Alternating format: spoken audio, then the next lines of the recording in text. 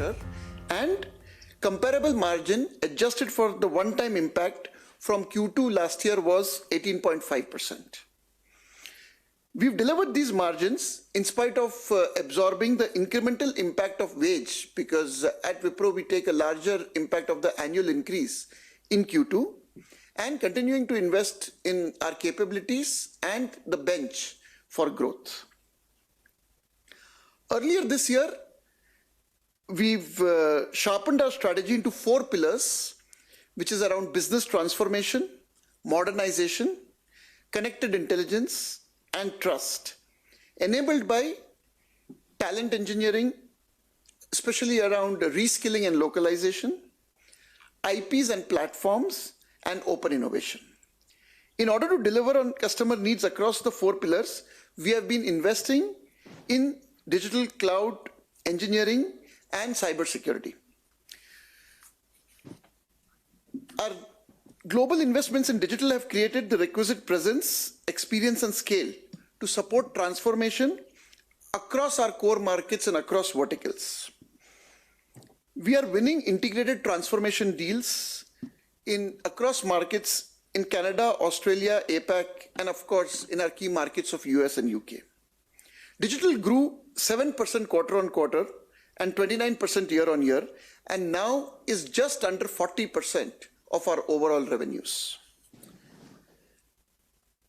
Our business-first approach to cloud and building domain-centric solutions along with cloud service providers have made Wipro a preferred cloud transformation partner for a number of our existing customers. We have invested in cloud studios to help our customers move to cloud at an accelerated pace. Cloud studios enable customers to assess, strategize, and move to the cloud, which is pretty much a ready-made, a plug-and-play platform. It includes lift and shift, refactoring for the cloud, cloud-native applications, and DevOps, with a highly automated and industrialized approach. On engineering, we have revamped our engineering services offering and relaunched Wipro's Engineering Next. Engineering NXT continues to deliver these services by leveraging innovative IP-driven solutions, rigorous engineering processes, and new age crowdsource and global delivery model, including local models across geographies. And these solutions are across multiple verticals. We continue to have a leadership position in cybersecurity, and our cyber defense platform, cyber defense and assurance platform, including IoT security practice, addresses the demand across various attack surfaces with connected systems. Our cybersecurity services grew at 16% plus year on year in constant currency in Q2.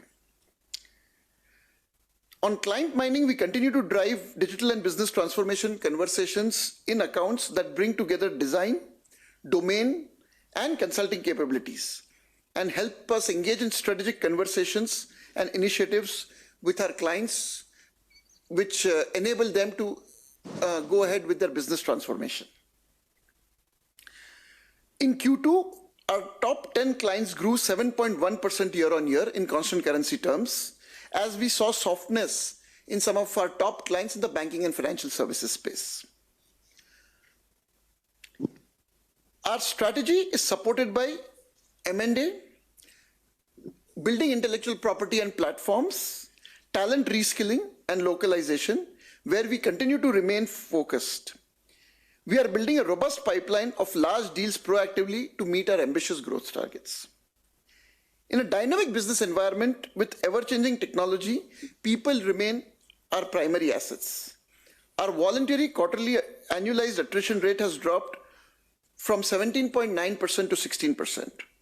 We continue to drive localization, and our US workforce is now almost 68% local, including campus hiring, deepening employee engagement, and making significant investments in talent and reskilling. In conclusion, despite current macroeconomic environment, we continue to see improving quarterly growth trajectory, which is reflected in our Q2 performance and Q3 guidance. I will now request Jatin to take you all through the highlights of our financials. Thank you, Abid.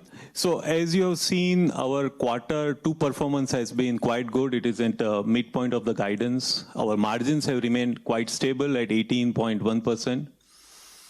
Our ETR, given by the changes in the tax laws, have been at 18.3% for Q2. We believe that over medium term or in short term, that number will go back to somewhere between 20 and 21%. But overall, we were happy that we are able to report 18.3% this quarter. Our cash conversion has been quite robust. Once again, this quarter, we have been able to show an operating cash flow which is 107% of our net income. If you look at our year-on-year growth in net income, that is 35.1%. Earning per share growth is 36.7%. We are overall quite happy with our performance in Q2. We have guided sequentially for 0.8 to 2.8% for Q3. We are happy to take your questions from here. Hi, this is Mugdha from CNBC. Abid, first question to you. There seems to be some pickup in the guidance for Q3, but given that Q3, Q4 are seasonally weak and the macro pressure, what really went behind this figure? And I mean, does this also include some deferred contracts? And another question for you is, if you can tell us what were some of the headwinds in Q2, because again, year-on-year growth was in the low single digits, and even for H1 was again in low single digits. What are the headwinds? And then I'll come to Jatin. So, if you remember last quarter, we talked about some deals which were getting delayed. We were fortunate to be able to close some of those deals. So our Q2 order booking, as I mentioned, was relatively quite strong compared to Q1. And the Q3 guidance reflects the execution of those deals. Okay. Again, the softness that you see on a year-on-year number, while the quarter-on-quarter number has been good, is because we had a few surprises in Q1. And that is why the year-on-year number looks lower. Okay, all right. Jatin, if you can just give us a little breakup of the margins, how much is it coming from the rupee depreciation? What was the wage hike pressure and just cost optimization? Can you just break that down for us? Yeah. The story of our margins in this quarter is in three pieces. One is that we had a other operating gain in Q1, which is no longer present in Q2. That is minus 0.5%.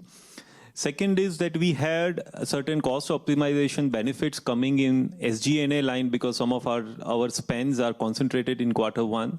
Some of the better execution on PDD line, etc., that was positive 1.2%.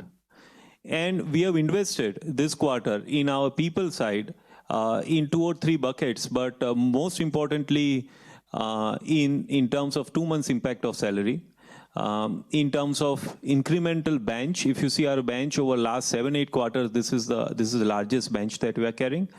And third is that we have talked about our big bet investment, and we really believe that's where our future lies. And we have invested incrementally in creating certain capabilities in high-end domain architects and similar skilled employees to bring them on board.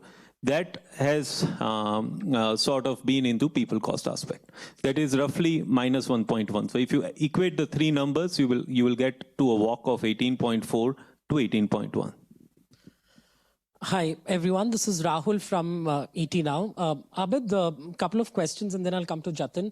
For the first, interestingly, you're mentioning that while the demand environment is still solid, something that you had told us the last quarter also, an overhang of the macro uncertainty in some sectors. Could you elaborate on that? What sort of an overhang, which sectors do you really want to point that out? One more question. The top account, if you see the revenue, there's a steep 13% quarter-on-quarter decline, close to 3.2% of your revenues now. Top 5 has also declined by about 6.8%. Is this a one-time affair, really? What's happening on that front? And then I'll come to Jatin. Yeah. So the macro overhang is still the same. Some of the trade tensions with China, some customers, as their supply chains, both for USMCA, NAFTA, and China, get impacted, or there is anxiety right now. Nothing has got impacted. So there are certain macro uncertainties and overhang of that. In Europe, we see more of it as an impact because both for Brexit as well as on both sides in UK and continental Europe. On the top accounts? Again, actually, when you look at the top account, as I mentioned earlier, some of the large digital programs have got over in, our top account is a bank, and in the bank, and because of the, again, interest rate uncertainties, as the replan, we think that, it'll restart in the next year, but we still have to wait and see because digital programs normally are, sprints, and that is why the SOWs are relatively shorter term. So some of those SOWs don't, if they don't get renewed in a consequent fashion, then you see a dip in the revenue. So I wouldn't read much except for the banks kind of looking at their budgets, and hopefully that will resume from next year. From next year. The top 5 and top 10 are just a reflection of the top one because the top one gets included in that. But again, if you look at our top 10 accounts, as I mentioned, normally they've grown for many quarters by about 12 to 14%, a very solid double-digit growth. This quarter it has grown by 7.4% because a large number, almost 50% of our top 10 accounts are BFSI accounts. And that is where we are seeing softness. All right. Jatin, margins, of course, all of us will be quizzing you in one way or the other on margins. But while the execution has been steady, with subdued growth, what do you see the trajectory for the margins like? Because I know you would not like for me to break it down for you, but inorganic, if we do factor in the ICICI deal impact, the ITI acquisition, that's 0.6% of your next quarter's guidance, really. Yeah. So let me, there are two questions there and I will answer one after the other. The first thing I want to say is that ICICI bank deal is a deal. The way we have accounted, the way there is a committed revenue streams for n number of years, that doesn't normally come in an M&A. The way we have accounted in our books, and if you compare it with an acquisition accounting. So for very clearly in our minds, the way we have gone about it, the way we have won it, and the way we'll execute it is a deal, and that's how I'll request you to see it. Now, if you come on the margins, I think the best answer on margin is, we have remained very resilient on margin through last few quarters. If you see year on year, which Abid talked about, even after adjusting for one-time impact that we took in Q2 of last year and Q1 of this year, if you see either year-on-year or sequential, we have delivered a decent performance of remaining within a narrow band of that performance. Going forward, as we always mention, our first priority is to get growth, which is superior to the trajectory we have exhibited in first half. And for that, if we have to remain invested in some of the big bet investments, additional bench, we will continue. But we will not let go of margins is the point that I would like to make. All right. Lastly, Saurabh, before I let you go, attrition, we've seen, things really improve. Could you point out one or two factors that have really aided attrition in terms of efforts that you've undertaken? And your quick take on the utilization, both gross and net, have significantly been impacted. Thank you. So attrition has been a good story.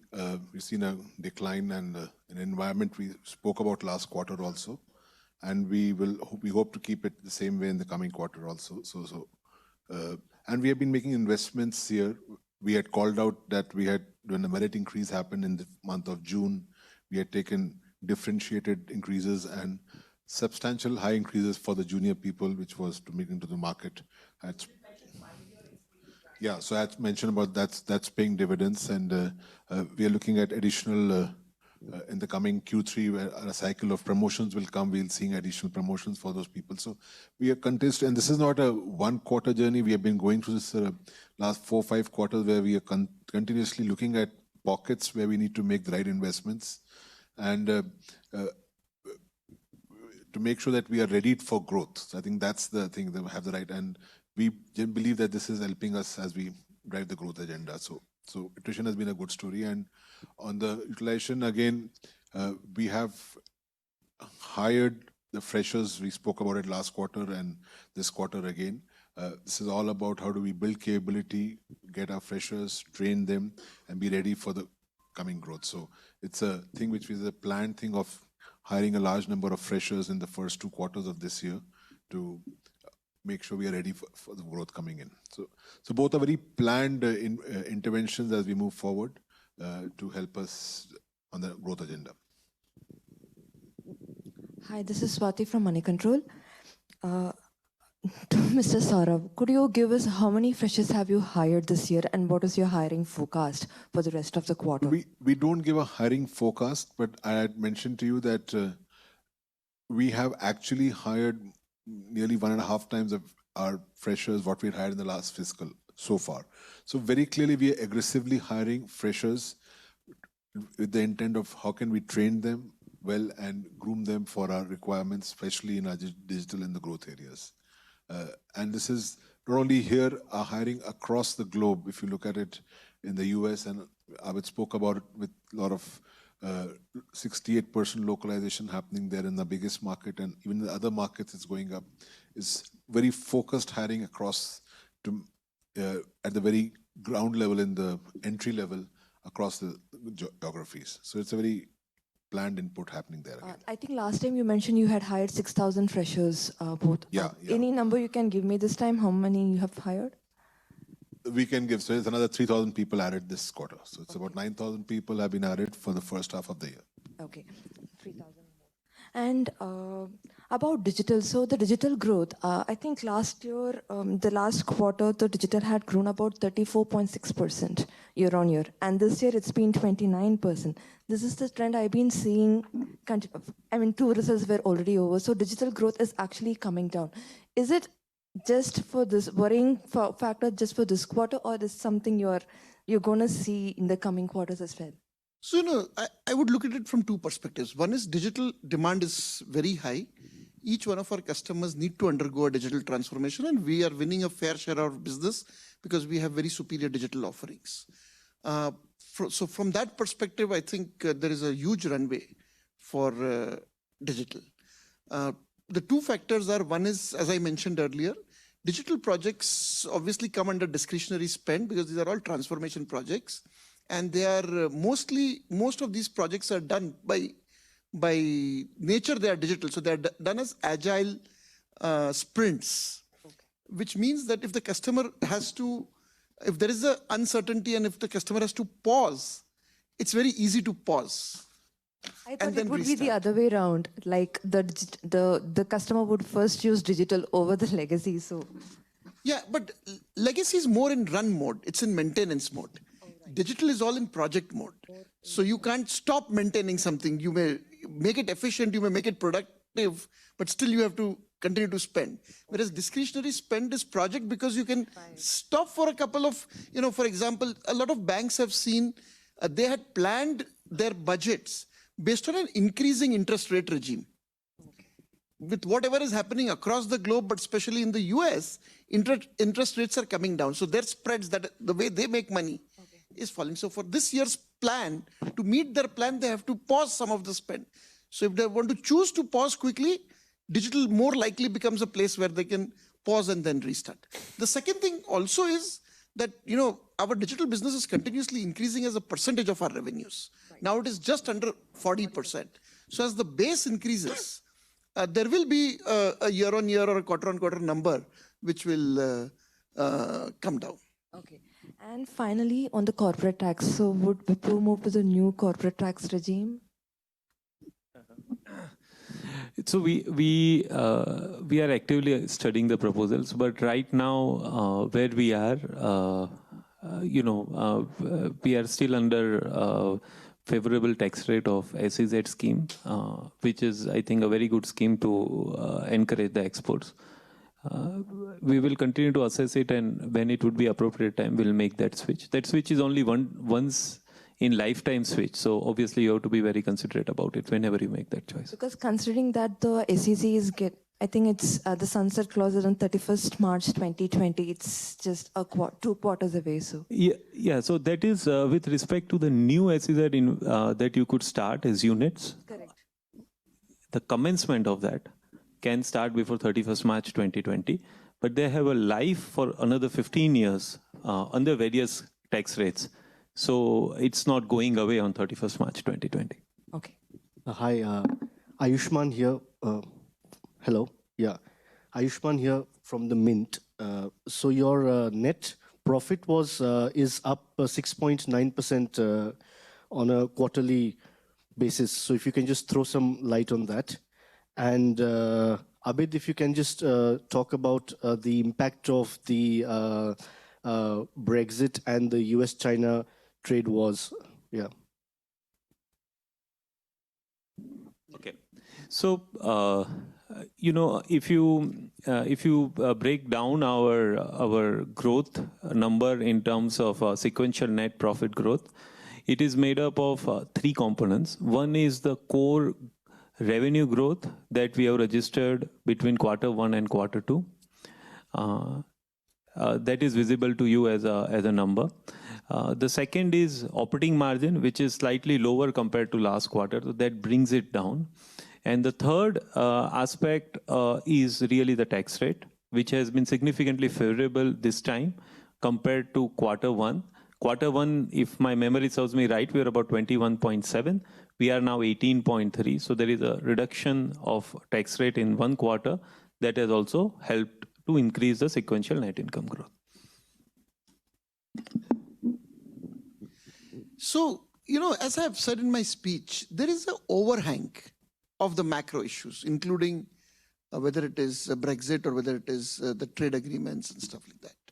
We don't see any particular impact right now. Means the demand has not changed from last quarter to this quarter. The demand environment has not changed.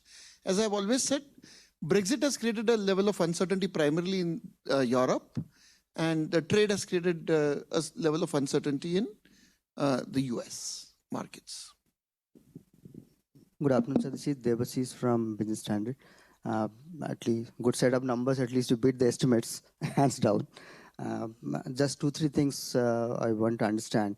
The commentary seems to be a little divergent from some of your peers. Q3 and Q4, in your opinion, will be good for Wipro. Just want to understand, because segment-wise, BFSI, communication are down actually sequentially. So where this growth will actually come from in Q3 and Q4? Secondly, about this ICICI deal, what is this renewed focus on Indian business now? What's the game plan in that respect? And thirdly, on the 0.8 to 2.8% outlook thing, if you see actually growth picking up, then 1 to 3 actually market was expecting, then you can actually call out for higher growth also. Thanks.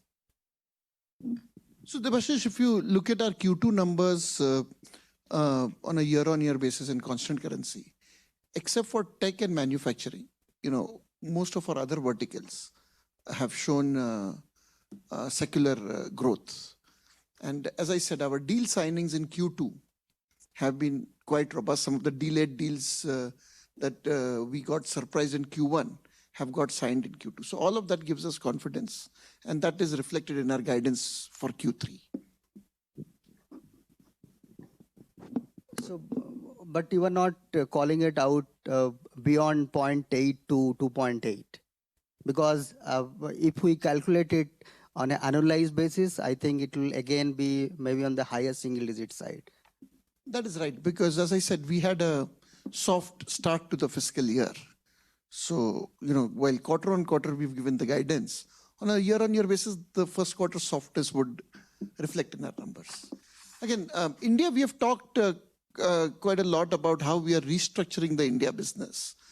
Because with Digital India, we think there is an enormous ability to bring digital services to Indian clients. And again, the ICICI deal is about digital transformation, and it provides us some of the global expertise that we are able to bring to the market. Again, there are a lot of investments happening across sectors in India, whether it is banking, whether it is manufacturing, whether it is government, and we are very well positioned. So we looked at our India business a couple of years back. We wanted to rehash the services that we provide to our customers, how we provide those services. And that restructuring, as I said, has gone off quite well. And this particular large deal with a significant revenue commitment from the customer is a vindication of that strategy working out. My last question is that will Jatin sir will not be worried because it's a rupee deal, and given the margin trajectory, at least quite a lot improvement there. Jatin sir, do you feel that these rupee deals can actually impact your margin trajectory? Not really. You have to see rupee as both rupee revenue as well as cost is predominantly in rupee, so it's not a problem.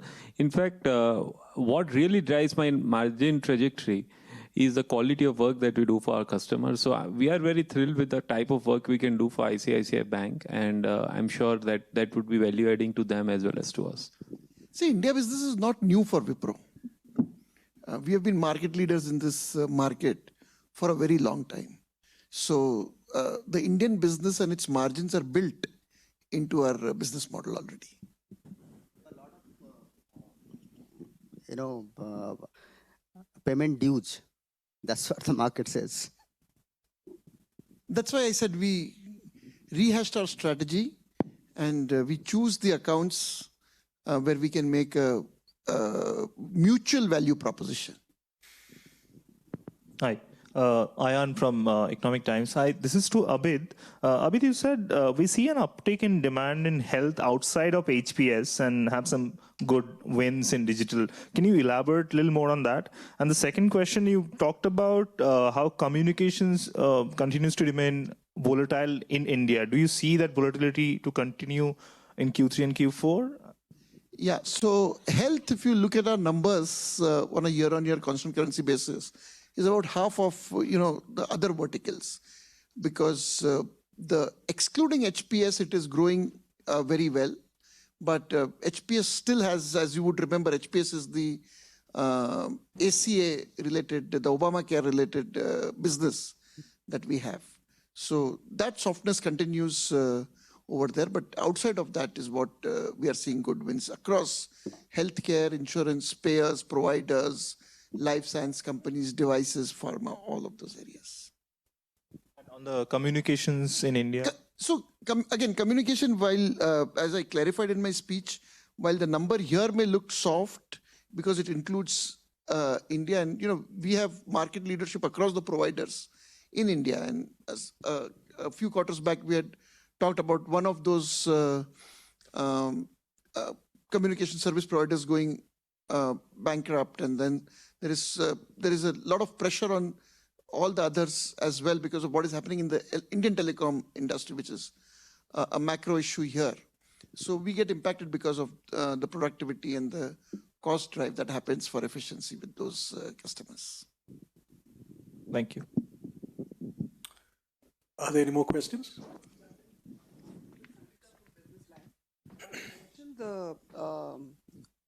The net income Sangeeta, for put the the quarter mic. increased. Sangeeta, put the mic. Yeah. I'm so loud, so. How do you explain the 35.1% year-on-year? That's quite substantial. Yeah, sure, Sangeeta. So as you know, we have been in this trajectory of 18 to 19% growth. Last year in Q2, we had one-time impact of one specific expense that we took that impacted our margin roughly 3.5%. So our margins, which were reported in Q2 of last year, was 15%, and this year's is 18.1%, and that drives 35% net income growth on a reported basis. Okay. And Saurabh, how can I let you go without asking? You've only mentioned voluntary attrition. What about the involuntary attrition? That inclusive, what would your attrition rates be? Second, Abid mentioned that this is perhaps the largest bench strength that you have this quarter. This starkly contrasts with your just-in-time hiring strategy, which you used to talk about a few years ago.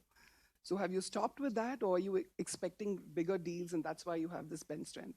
And what is the percentage of your bench to your total strength? So I can ask Bhanu also to speak on the bench strategy, on the skilling part of it, but very clearly our focus is to hire people from campuses and train and build cadre. we are not about just-in-time hiring at all. Because for a lot of digital skills, we need to do it. Many years back, yeah, there used to be a talk around this, but very clearly the focus is how can we, over a period of time, and that's why you see a very clear shift from our side of going and hiring from large numbers from campuses and doing this. So that's what we are doing, and this is all helping us to build ourselves for growth around this. Manu, you want to add on this before I come back to the other question on? Yeah. So, in the, sort of explained to you about what we're doing in terms of building the overall cadre. This cadre is being built across the globe, across our multiple delivery centers. So we are investing in our delivery centers in US, UK, Latin America, right? All the places where we operate in. And this is an important activity for us because, like we discussed always, as the digital activities increase, there's a lot more context required for implementing those projects. And hence, you need to get people who are much more local. So consequently, we're building capabilities across these various centers. The cadre building part of it, one element is definitely freshers. We continue to build across the pyramid. We continue to build people who are capable of doing design, architecture, program management, project management, and so on. So we're building for an entire pyramid for executing programs of this nature, especially digital programs. And we also talked to you about the big bets. Those big bets require a differentiated kind of skill sets and capabilities. And again, we're investing in ensuring that there are people who are capable of taking those differentiated capabilities to the market.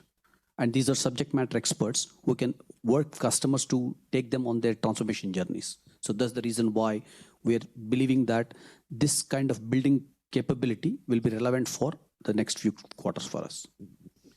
On the non-involuntary attrition, it's not that we are pushing or it's a normal thing which is there across.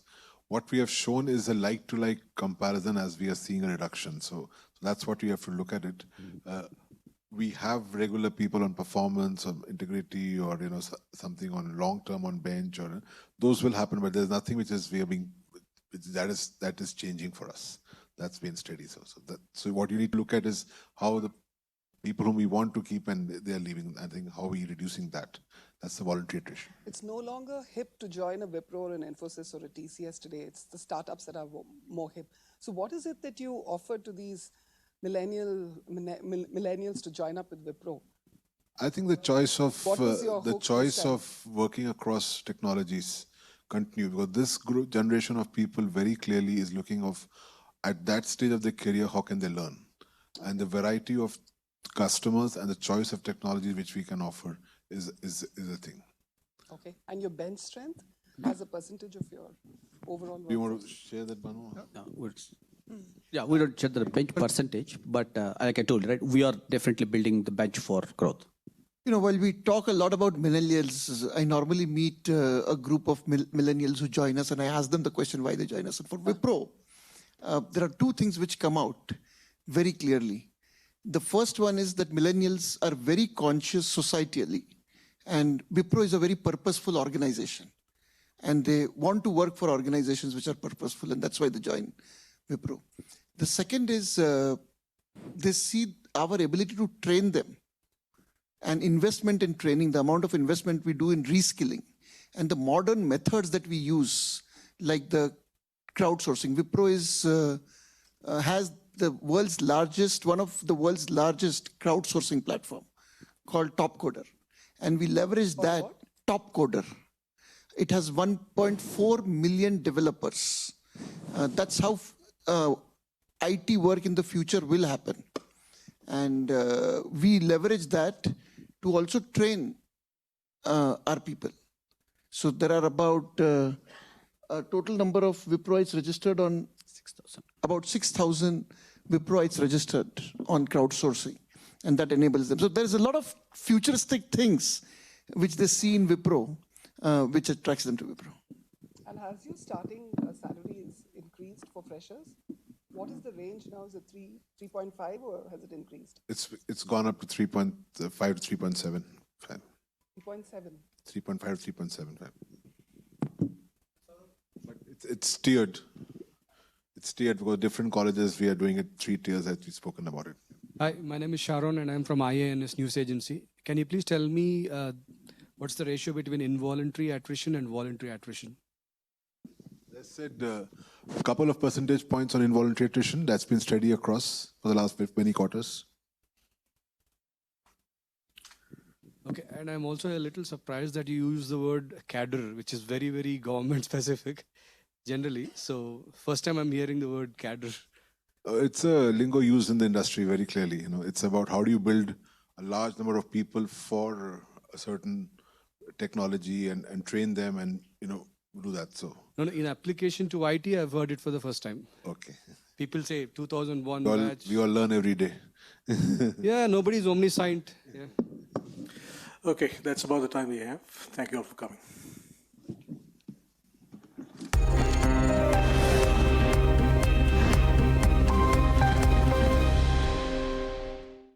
आइए invest कीजिए इन magnificent Madhya Pradesh.